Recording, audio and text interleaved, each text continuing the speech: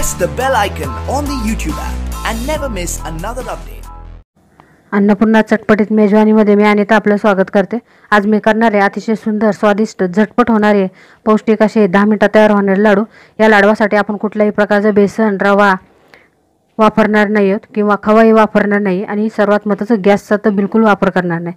तर हे स्वादिष्ट असे खमंग लाडू कसे करायचे आहेत यात आपण पाहूया। आणि सर्वप्रथम तर माझे लाडू तुम्हाला आवडले, माझी रेसिपी आवडली तर रेसिपीला लाईक करायला विसरू नका आणि हो, चॅनल सबस्क्राइब तर सर्वप्रथम करा।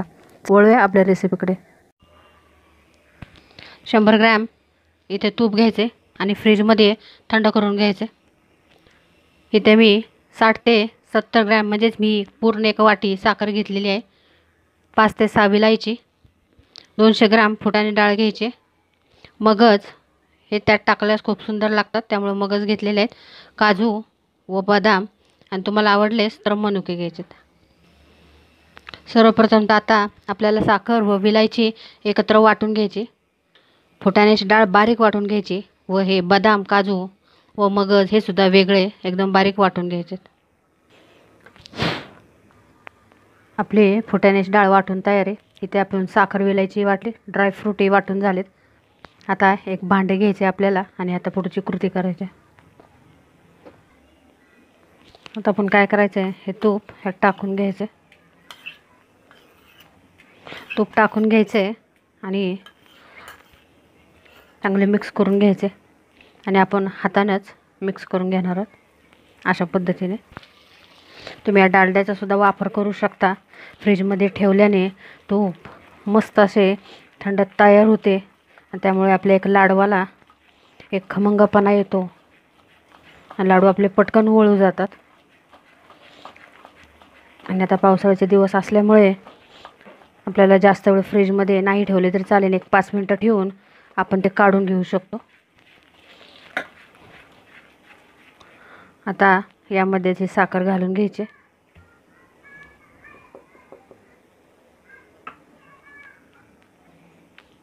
साखर टाकून घेतली। साखर सुद्धा आपल्याला अशीच मिक्स करून घ्यायचे, चांगली एकजीव करून घ्यायचे। निदान एक 5 मिनिटं तरी आपल्याला हे चांगलं फेटून घ्यायचे, मस्त असे मिक्स करून घ्यायचे।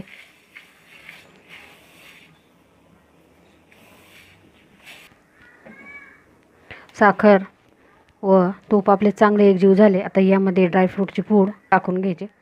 तुम्ही ड्रायफ्रूटचे तुकडे सुद्धा टाकू शकता। मी पूड यासाठी टाकली की पूर्ण लाडवांमध्ये त्याचा मस्त असा जो स्वाद आहे तो मिक्स होतो, त्यामुळे।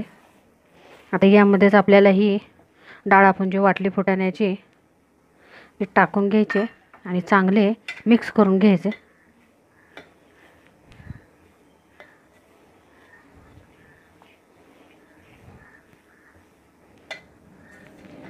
चांगले मळून झाले। इथे आपण कुठे गॅसचा वापर केलेला नाही किंवा बेसन, रवा, खवा याबद्दल काही वापरलेलं नाही, तर सुद्धा आपण आता टेस्टी लाडू करणार आहोत।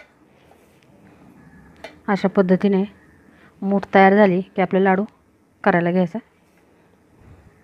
तुम्हाला ज्या पद्धतीने येते त्या पद्धतीने तुम्ही करू शकता। तुम्ही दोन्ही हाताने करू शकता, नेहमीच्या पद्धतीने कसं।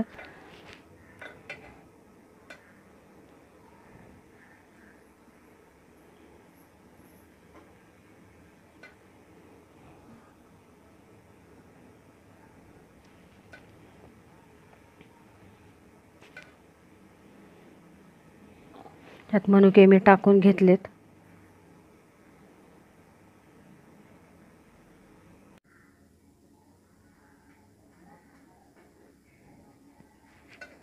अशा पद्धतीने लाडू वळून घ्यायचे। तुम्हाला जर वाटले की यामध्ये थोडंसं असं मिश्रण हे पूर्ण असे हलके वाटते किंवा लाडू तयार होत नाही, तर 1 चमचा तूप तुम्ही जादा थोडा ॲड केला तरीही चालेल।